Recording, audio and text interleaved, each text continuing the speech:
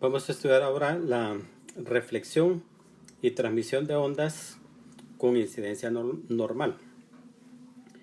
Con las ondas sucede lo mismo que pasa con las líneas de transmisión, que cuando la onda cambia de medio, entonces parte de la onda se transmite y parte de la onda se refleja. Vamos a estudiar el caso de que tengo una onda con un campo eléctrico en la dirección X, un campo magnético en la dirección y la onda viaja a lo largo del eje Z y entra a una región donde existe un medio diferente, de tal forma que la onda impacta en forma perpendicular al plano del medio. Por eso es que a esto se le llama el caso de incidencia normal, porque la onda, o sea el vector velocidad, impacta en forma perpendicular al plano de la onda. Entonces vamos a establecer esta nomenclatura. Vamos a decir que la región en la cual se transporta la onda es la región 1 y la región a donde se transmite es la región 2. Estos medios tienen parámetros de permeabilidad y permitividad diferente, para que les vamos a llamar el μ1, epsilon'1, epsilon'2, y al de la región 2 pues sería μ2, epsilon'2 y epsilon'2. La onda, los campos, entonces a los campos que viajan a través de la región 1, pues va a ser el E1 y H1, ¿verdad? El sentido en el que se mueve la onda lo vamos a denotar por este signo que está acá, ¿verdad? Más significa que la onda se mueve hacia la derecha, o sea en el sentido positivo del eje Z, y menos significa que se mueve hacia la izquierda en la dirección negativa del eje Z, ¿verdad? Entonces con esa nomenclatura en mente, entonces vamos a decir que yo tengo inicialmente una onda que viaja por la región 1 e incide en la región 2. La ecuación de la onda que viaja en la región 1, que sería la onda incidente, para que sería esta que está acá, lo vamos a establecer por esa ecuación, que es la ecuación general de una onda viajera. Pero entonces recordemos acá el fenómeno. Lo que va a pasar es que cuando esa onda incide, parte de la onda se transmite al medio 2 y eso es la onda transmitida, pero hay una parte de la onda que se refleja, o sea que choca en el medio y rebota, y eso es la onda reflejada. Entonces tenemos tres ondas, para la incidente, la transmitida y la reflejada. Entonces la ecuación de la onda incidente es esta que está acá, que si la expresamos en notación fasorial, pero antes de eso recordemos que los parámetros alfa, beta y la impedancia son dependientes de los parámetros de permitividad y permeabilidad, ¿verdad? Entonces eso quiere decir que como la permitividad y permeabilidad en el medio 1 y en el medio 2 son diferentes, entonces vamos a tener valores para el medio 1 pues de alfa 1, beta 1 e impedancia 1, y para el medio 2 entonces va a ser un alfa 2, un beta 2 y una impedancia 2, ¿verdad? Porque eso van a depender del medio en general. Entonces ahora sí, entonces decíamos la ecuación de la onda incidente, que es la ecuación de una onda viajera, en forma fasorial la podemos expresar de esa manera. Y déjenme aquí hacer un desarrollo para demostrar eso.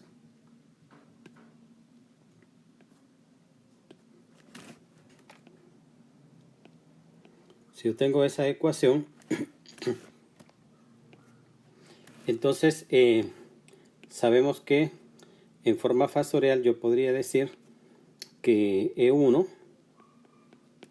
¿verdad?, de ZT sería igual a EX10 más, ¿verdad?, porque la onda viaja a la derecha, y E a la menos alfa 1Z, y expresando eso en forma exponencial compleja, esto sería E a la J omega T menos beta 1 Z, ¿verdad? Beta 1 porque se mueve en el medio 1, y esto a su vez es igual, ¿verdad?, a EX10 más E a la menos alfa 1Z, y esta exponencial entonces la puedo dividir en dos partes, ¿verdad?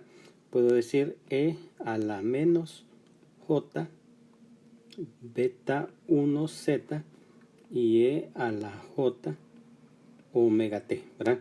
En la notación fasorial este término se elimina, ¿verdad? Se quita, como hemos explicado anteriormente. No es que el término se hace cero, ¿verdad?, sino que por facilidad de la notación, como ese término es común, entonces, y es el mismo, o sea, no cambia, entonces por eso lo quitamos temporalmente. Entonces si yo expreso el E1 fasorial, o sea, E1 fasorial de ZT, entonces sería EX10 más, ¿verdad?, el E a la menos alfa 1Z y E a la menos J beta 1 Z, ¿verdad? Y esto lo puedo agrupar y escribirlo como EX10 más E a la menos, ¿verdad? Entonces aquí sería alfa 1 más J beta 1 Z. Y recuerden que hemos dicho nosotros que el término JK, ¿verdad?, es igual a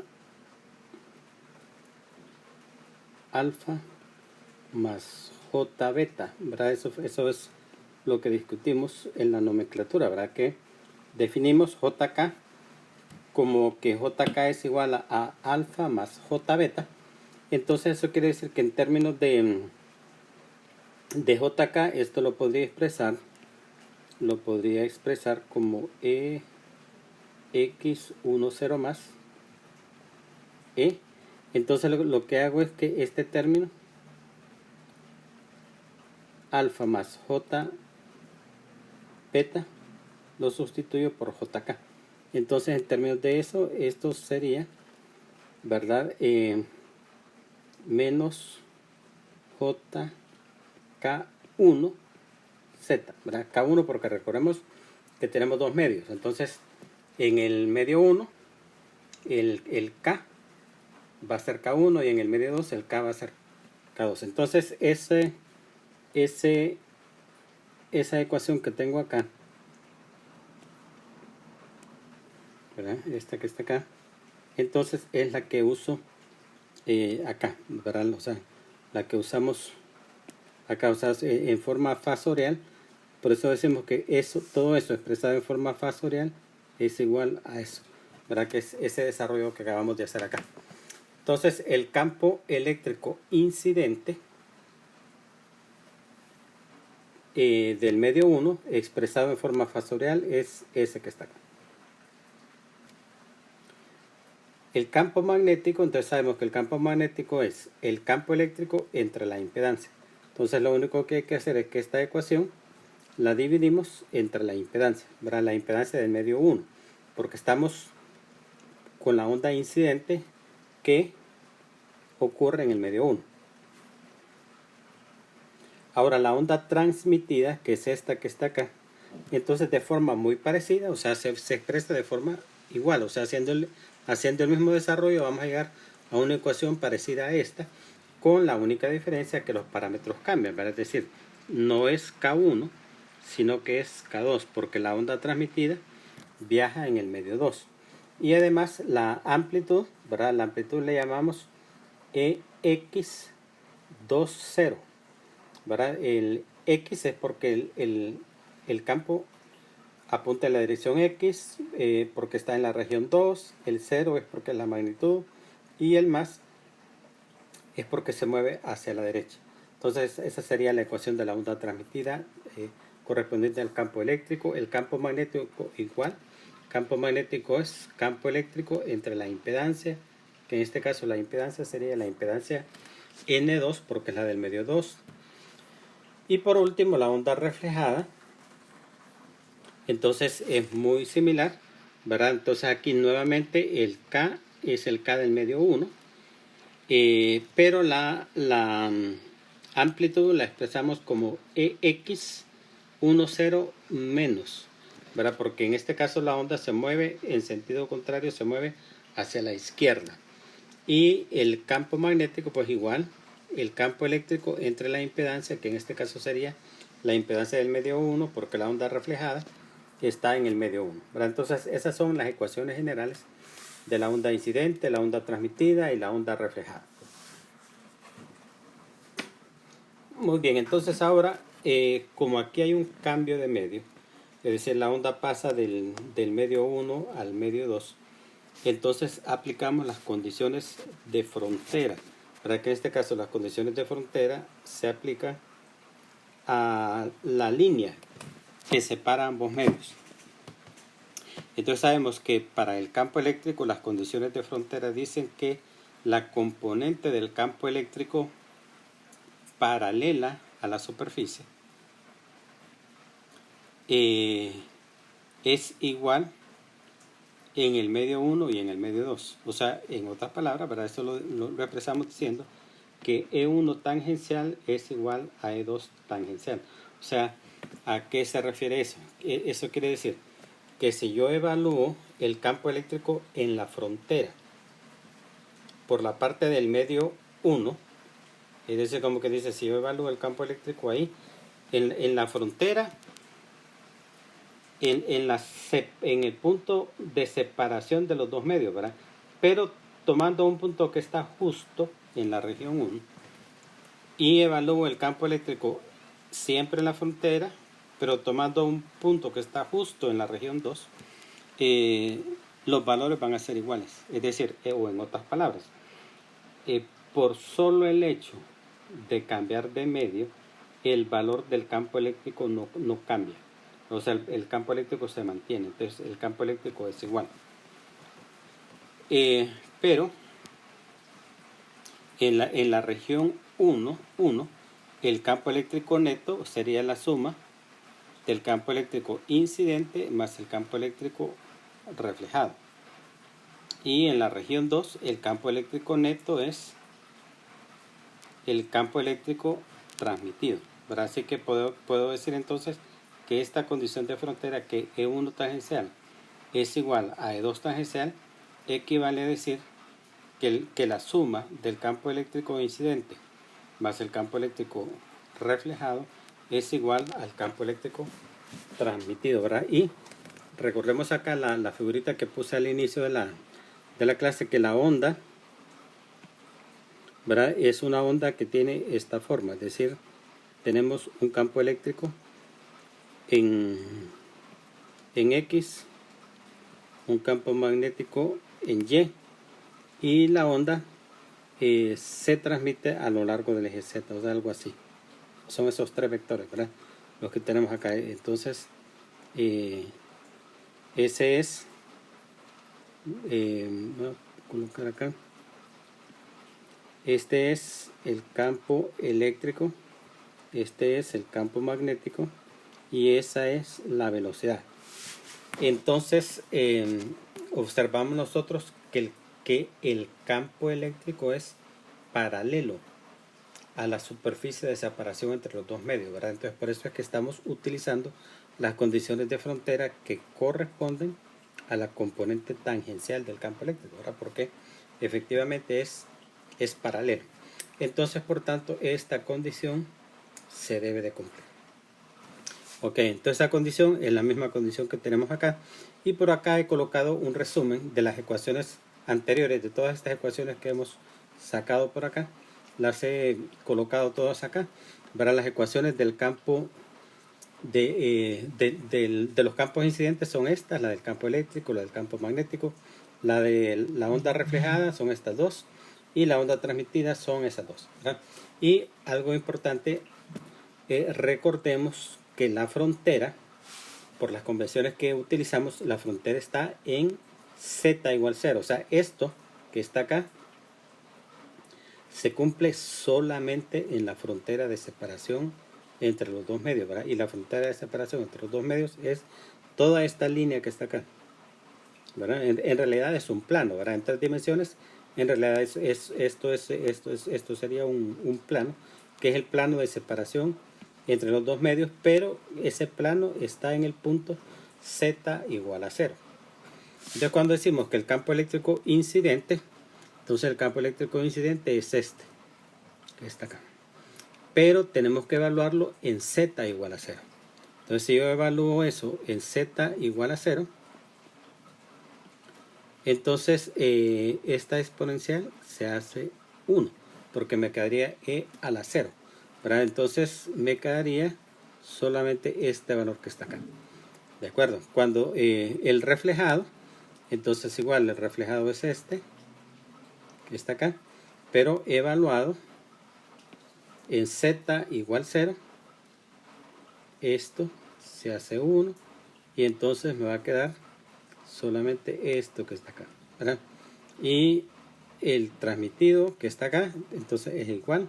Cuando evalúo el campo eléctrico transmitido, esa exponencial se hace 1, porque e a la 0 es igual a 1, y me va a quedar solamente esto que está acá, ¿verdad? De manera entonces que la ecuación, que esta condición se transforma en esta ecuación que está acá,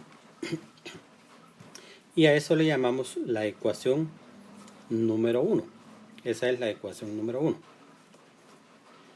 Ahora veamos las condiciones de frontera para el campo magnético, ¿verdad? Entonces, las condiciones de frontera para el campo magnético dicen que H2 tangencial menos H1 tangencial es igual a la densidad de corriente. Pero como en este caso no hay corriente, entonces la densidad de corriente es 0, y lo que me queda es que H2 tangencial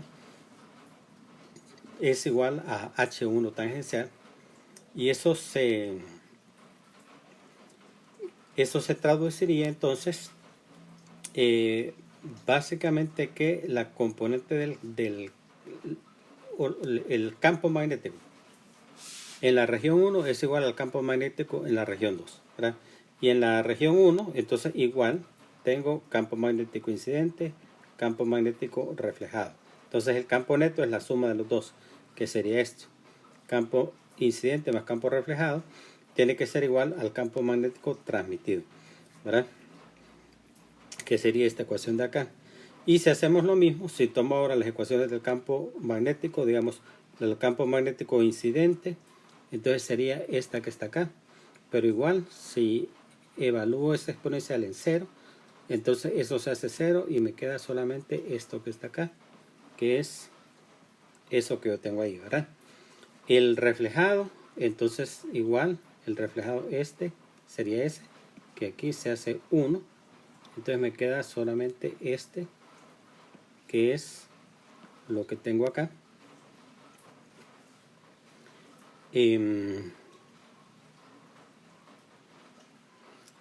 Y el transmitido, ¿verdad? Sería este que está acá, ¿verdad? Que al tomar esta magnitud, entonces sería esa que tenemos ahí, ¿verdad? Entonces básicamente eso sería lo que tenemos ahí, ¿verdad? Esas dos ecuaciones, que son las dos ecuaciones que resultan de aplicar las condiciones de frontera para el campo eléctrico y el campo magnético. Muy bien, entonces ahora trabajando con esas dos ecuaciones, que son estas mismas dos ecuaciones que están acá. Entonces de la ecuación número 2, es decir, de esta ecuación que está acá, entonces despejamos el EX 2, 0 más. Entonces quiere decir que el N2 pasa al otro lado de la ecuación a multiplicar, ¿verdad? Entonces despejándolo de ahí me quedaría eso, que este es en N2 sobre N1, EX1, 0 menos, y después acá, N2 sobre N1, X 1, 0 menos, ¿verdad? Y eso le llamamos la ecuación número 3. Y ahora esa ecuación número 3 la sustituimos en la ecuación número 1, es decir, ese EX 2, 0 más lo sustituimos aquí, ¿verdad? Entonces sustituyendo, entonces me quedaría esto, que es esto mismo, es igual a X2, 0, que es eso que está acá, ¿verdad? Entonces ahí lo que hicimos fue solamente eso, solamente sustituir, y nos queda esa ecuación. Y ahora lo que vamos a hacer es agrupar términos, agrupar el EX1, 0 y, EX1, 0 más acá, ¿verdad? Y el EX1, 0 menos con este que está acá. Entonces para eso pasamos el EX1, 0 menos, que es este que está acá, lo pasamos al otro lado con signo positivo y sacamos el factor común, el EX1, 0, ¿verdad? De los dos lados, ¿verdad? Entonces me quedaría eso, 1 más eta 2 sobre eta 1, y por el otro lado este término lo pasamos al otro lado con signo negativo y sacamos factor común, el EX1, 0. Entonces me va a quedar eta 2 entre eta 1 menos 1, ¿verdad? Y de acá, bueno, ahora solamente desarrollamos, hacemos la suma y la resta, ¿verdad? Que me da este valor, me da ese valor. Y luego, entonces este término pasa a dividir acá, x1, 0 más, ¿verdad? Y entonces me queda esto porque el eta 1 se cancela de los dos lados, y entonces me queda esto. Ahora, ¿qué representa este término que está acá? Bueno, ese es la onda que viaja hacia la izquierda, porque tiene signo negativo, que viaja hacia la izquierda en el medio 1, ¿verdad? Entonces ese es el campo eléctrico reflejado. Y este que representa, pues representa la onda que viaja hacia la derecha en el medio 1, ese es el campo eléctrico incidente. O sea, en otras palabras, esta es la relación entre la amplitud de la onda reflejada sobre la amplitud de la onda incidente, y a eso le llamamos coeficiente de reflexión, ¿verdad? Es igual que en la línea de transmisión, o sea, el mismo concepto. El coeficiente de reflexión es la relación entre la amplitud de la onda reflejada y la amplitud de la onda incidente, y en este caso eso depende de la relación entre las impedancias, para la impedancia del medio 1, la impedancia del medio 2. O sea, tenemos los dos medios. Acá tengo medio 1, tengo medio 2. Este tiene una impedancia eta 1 y este tiene una impedancia eta 2, ¿verdad? Entonces, ¿qué sucede si las impedancias son iguales? ¿Verdad? Bueno, entonces este término se hace 0, ¿verdad? Y el coeficiente de reflexión es igual a 0, ¿verdad? ¿Eso qué significa? Bueno, pues según esto, eso significaría que la amplitud de la onda reflejada es 0, ¿verdad? Es 0 porque al despejarle de acá sería esto por eso, ¿verdad? Pero como eso es 0, entonces quiere decir que no hay onda reflejada, en otras palabras. O sea, si las impedancias son iguales, o sea, están acopladas, en otras palabras, entonces la onda no se refleja, ¿verdad? Y de lo contrario, entonces sí se va a reflejar, y la cantidad en la que se va a reflejar va a estar dada por esa ecuación. Entonces, si ustedes se fijan, esto es básicamente la misma ecuación que utilizamos en líneas de transmisión, solo que ahí era Z2, ¿verdad? Z2 menos Z1 entre Z1 más Z2. Esa era la ecuación en las líneas de transmisión. Entonces la única diferencia aquí es que en vez de la impedancia de la línea, se utiliza la impedancia del medio, pero el concepto es el mismo y la ecuación es prácticamente la misma también, ¿verdad? Y entonces se aplica todo todos los otros conceptos que habíamos estudiado para la línea de transmisión.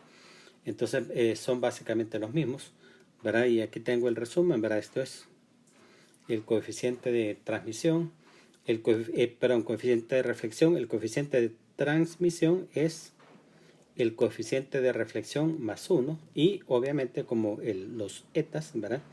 El eta 1 y eta 2 son números complejos, entonces tanto el coeficiente de reflexión como el coeficiente de transmisión son números complejos que tienen magnitud y ángulo. Como explicamos cuando vimos las líneas de transmisión, usualmente no nos interesa tanto la magnitud del campo eléctrico. O sea, cuál es la magnitud del campo eléctrico que se refleja o que se transmite, sino que usualmente estamos más interesados en saber, ¿verdad?, cuál es la potencia que se pierde por reflexión. Entonces, y en términos de la potencia promedio, que es lo que usualmente con lo que uno trabaja con potencia promedio, ¿verdad? Entonces, igual que en las líneas de transmisión, las ecuaciones son las mismas.